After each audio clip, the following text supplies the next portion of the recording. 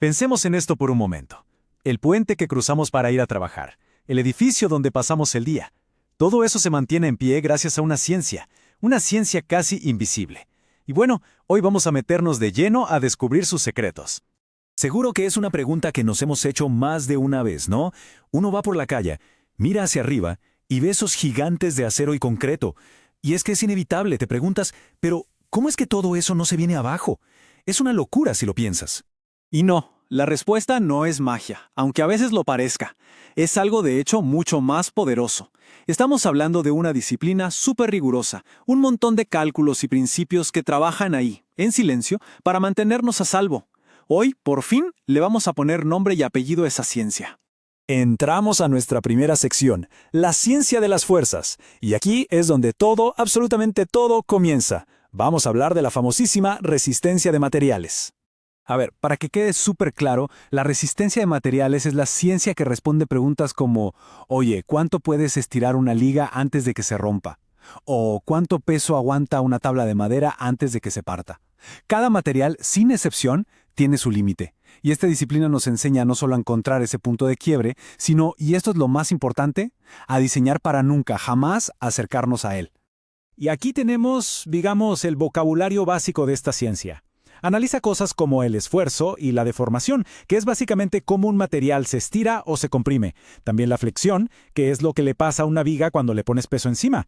La torsión, imaginen que están exprimiendo un trapo mojado, eso es torsión.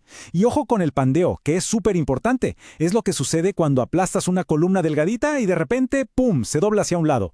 Piensen en cuando pisan un popote o una pajilla vacía. Bueno, entender todo esto es la clave para saber cómo se va a comportar una estructura en el mundo real. Al final del día, ese es el gran objetivo. Esto no es un ejercicio teórico para un examen, para nada. De lo que se trata es de estar 100% seguros de que cada viga, cada columna, cada pedacito de la estructura va a hacer su trabajo, día tras día, sin fallas y sobre todo sin darnos ninguna sorpresa desagradable. Bueno, pasamos a la segunda parte, del plano al edificio real. Aquí es donde vamos a ver cómo toda esa teoría se convierte en ladrillos y acero en un proceso de colaboración que es, la verdad, fascinante. Y esto es fundamental entenderlo. La resistencia de materiales no juega sola. Tiene una socia, una compañera inseparable, el análisis estructural. A ver, imagínenselo como un equipo de dos. El análisis estructural es el que ve el panorama completo, el esqueleto del edificio, y dice, ok equipo, esta viga de aquí va a tener que aguantar esta cantidad de fuerza, y aquella columna esta otra. Exacto, así funciona el flujo de trabajo. Primero, el análisis estructural hace su parte, y calcula lo que se conoce como las demandas, o sea, todas las fuerzas que van a actuar sobre la estructura. Y entonces entra en juego la resistencia de materiales para responder la gran pregunta. Bueno, ¿con el material y la forma que escogimos para esta viga nos alcanza para resistir esa demanda? Es un diálogo constante, un ida y vuelta entre la estructura completa y cada una de sus piezas. Y miren, esto demuestra que esta ciencia está literalmente en todas partes. No es solo cosa de rascacielos. Está en el puente que aguanta el peso de miles de autos todos los días, en la presa que contiene la fuerza de millones de litros de agua. Incluso está bajo nuestros pies, en cómo los cimientos de un edificio interactúan con la tierra. Es, sin exagerar, la base de casi toda la ingeniería civil moderna. Y aquí está el meollo del asunto. Si quieres diseñar con los materiales más usados en el mundo, hablamos del concreto y del acero, es que no hay de otra, tienes que dominar esta ciencia. Es como el lenguaje matemático que te dice con precisión, para que esta viga de concreto sea prácticamente indestructible, necesita exactamente esta cantidad de varillas de acero. Así de específico. Llegamos a la tercera sección, diseñando para la seguridad.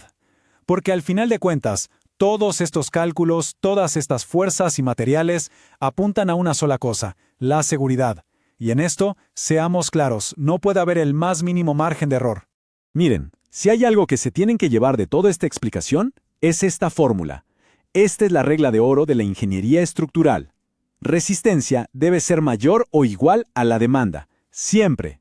La capacidad de un elemento para aguantar tiene que ser superior a las fuerzas que lo están atacando. Así de simple. Así de potente. Y esto, créanme, no es negociable. Pero, ojo, seguridad en realidad significa dos cosas. Por un lado está lo más obvio, evitar que la estructura se caiga, que colapse. A eso se le llama estado límite último. Pero hay otra cosa igual de importante. Hay que garantizar que el edificio sea cómodo, que sea funcional. A ver, ¿de qué sirve un edificio que no se va a caer si el piso vibra tanto que marea a la gente? O si una viga se dobla tanto que parece que se va a romper, eso no funciona. Ese es el estado límite de servicio. La buena ingeniería, la de verdad, se encarga de los dos. Y claro, para que todo esto no quede al criterio de una sola persona, existen los códigos de construcción.